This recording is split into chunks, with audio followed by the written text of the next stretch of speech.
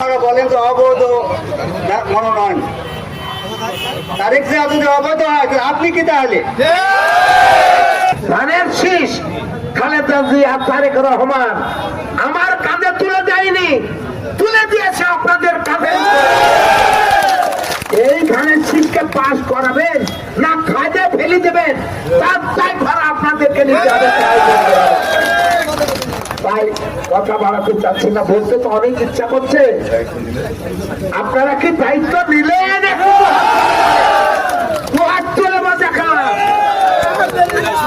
ধানের শীষকে পাশ করায় বাংলাদেশের রাষ্ট্র ক্ষমতায় যেতে চায় কি ভাই, ঠিক না? অতএব আর কথা বাড়াচ্ছি না, সেই সব সাহস রেখে গ্রামে গঞ্জে যে পাড়ায় মহল্লায় যে কারোর সাথে কোনো বিবাদ বিশৃঙ্খলা করবেন না।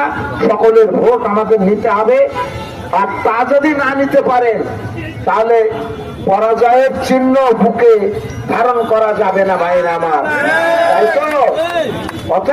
আজকে আমজাদ সাহেবের সাথে আমরা দীর্ঘদিন রাজনীতি করেছি, তার সম্পর্কে আমার অনেক জানা অজানা কথা আছে। আমি বর্তমান কথা নিয়ে দুটি কথা বলবো। 18 সালের নির্বাচনের সময় জাভেদ মাসুদ মিল্টন যখন ধান শীষ নিয়ে আসলেন, তার আগে আমরা আমজাদ সাহেবের সাথে রাজনীতি করেছি।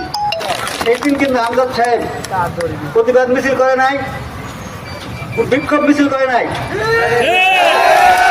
আজকে আবারও যদি আমজাদ সাহেব ধান শীষ পেয়েছে, দুঃখের বিষয় তারেক জিয়ার নেতৃত্বকে বাদ দিয়ে তাদের জায়গায় মাইনাস করে তারা বিক্ষোভ মিছিল করছে, তারা মোটরসাইকেল ভাঙছে। আমি তাদের প্রতি উদারতা আহ্বান করব, আপনার সাথে যেমন আমরা নির্বাচন করেছি, আপনিও আসেন আপনাদের সাথে। আপনারা বলেন তো অবৈধ মনোনয়ন তারিখ যে যদি অবৈধ হয় আপনি কি তাহলে? আমি বেশি কিছু বলবো না, বলতে অনেক কথা আছে। আমি আপনাদের প্রতি আহ্বান রাখবো, আমি মিল্টন সাহেবের প্রতি আহ্বান রাখবো, আসেন আমরা হাতে হাত মিলাইয়ে একসাথে নির্বাচন।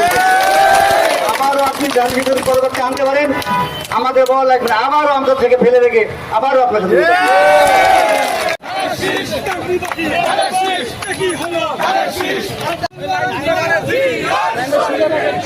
সুদা করেন